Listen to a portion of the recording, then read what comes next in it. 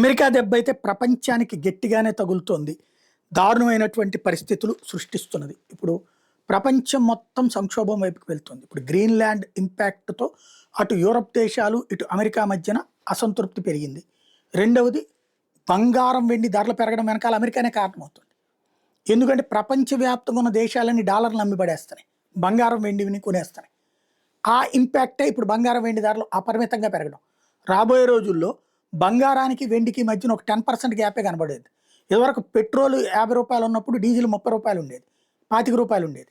ఇవాల్టి రోజున పెట్రోల్, డీజిల్‌కి మధ్యన గ్యాప్ ఎంత? 10%. రాబోయే రోజుల్లో గోల్డ్‌కి, సిల్వర్‌కి మధ్యన గ్యాప్ కూడా 10% ఉండేలా కనబడుతుంది. ఆ స్థాయిలో పెరుగుతుంది. ఎందుకంటే డిమాండ్ పెరిగిపోయింది.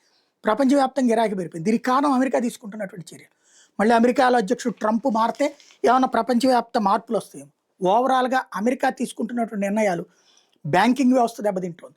అలాగే ప్రపంచ వాణిజ్య వ్యవస్థ దెబ్బతింటోంది. అలాగే విధానం మారిపోతుంది. లైక్ ఇప్పుడు అమెరికా ఏం చేస్తోంది? నేను గ్రీన్‌లాండ్‌ని తీసుకుంటానంట. చైనా నేను రేపు పొద్దున్న తైవాన్‌ని లాక్కుంటానంటుంది. రేపు మనం కూడా పీఓజేకే తీసుకుంటాం అనొచ్చు. ఇప్పుడు ఆల్రెడీ ఉక్రెయిన్‌ని తీసుకుంటానని రష్యా అంటోంది. అంటే ఇక బలమున్నోడిదే రాజ్యం అన్నటువంటి రూట్ మారిపోతుంది. అమెరికా వేసిన తప్పటడుగు ప్రపంచం మొత్తాన్ని తప్పుదారి వైపు పయనింపజేస్తోంది.